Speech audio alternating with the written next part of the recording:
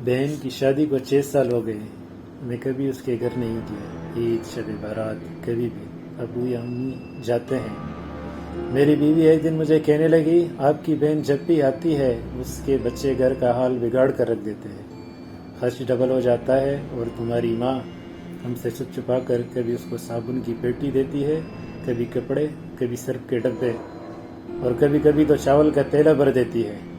अपनी माँ को बोलो ये हमारा घर है, कोई खैरात सेंटर नहीं।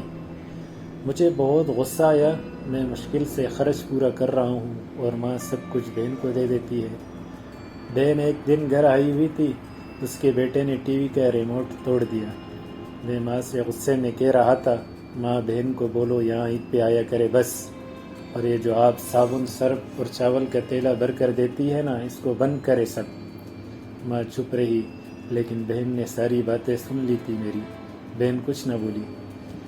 4 बज रहे थे, अपने बच्चों को तैयार किया और कहने लगी, भाई मुझे बस स्टॉप तक छोड़ आओ।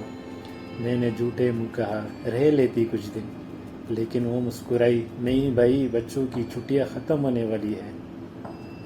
फिर जब हम दोनों भाइयों में ज़मीन का बंटवारा हो रहा था तो मैंने साफ इनकार कर दिया, भाई मैं अपनी ज़मीन से बहन को हिस्सा नहीं दूंगा।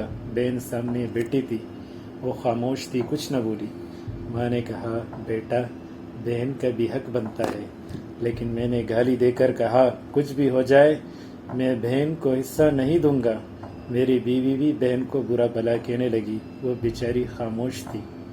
बड़ा भाई अलहदा हो गया। कुछ वक्त के बाद मेरे बड़े बेटे को टीबी हो गई। मेरे पास उसके इलाज करवाने के पैसे नहीं थे। मैं बहुत परेशान था, कर्ज भी ले लिया था 1 लाख रुपए। भूख सर पर थी। मैं बहुत परेशान था, कमरे में अकेला बैठा था, शायद रो रहा था हालात पे। उस वक़्त वही बहन घर आ गई। मैं गुस्से से बोला, अब ये आ गई है मनूस। मैंने बीवी को कहा, कुछ तैयार करो बहन के लिए। बीवी मेरे पास आई, कोई ज़रूरत नहीं गोश्त या बिरयानी पकाने की इसके लिए। फिर 1 घंटे बाद वो मेरे पास आई, भाई परेशान हूँ। बहन ने मेरे सर पे हाथ फेरा, बड़ी बहन हूँ, तुम मेरी गोद में खेलते रहे हो, अब देखो मुझसे भी बड़े लगते हो। फिर मेरे करीब हुई, अपने पर्स से सोने के कंगन निकाले, मेरे हाथ में रखे, आहिस्ता से बोली, पागल तू भी परेशान होता है। बच्चे स्कूल थे।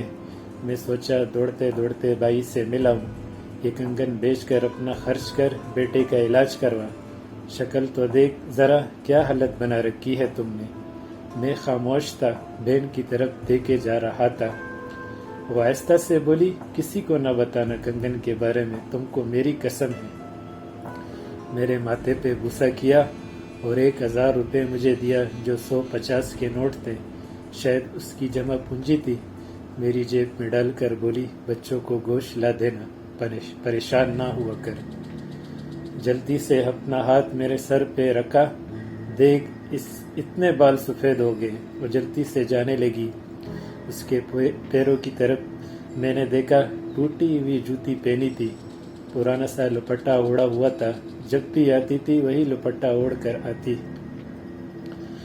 बहन की इस मोहब्बत में मर गया था मैं। हम भाई कितने मतलब परस होते हैं, बहनों को पल भर में बेगाना कर देते हैं, और बहनें भाइयों का ज़रा सा दुख बर्दाश्त नहीं कर सकती। वो हाथ में कंगन पकड़े ज़ोर ज़ोर से रो रहा था। उसके साथ मेरी आंखें भी नम थी। अपने घर में खुदा जाने कितने दुख से रही होती है। कुछ लम्हे बहनों के पास बैठकर हाल पूछ लिया करें, शायद उनके चेहरे पे कुछ लम्हों के लिए एक सुकून आ जाए। सच कहा है किसी ने, बहनें माँ का रूप होती है।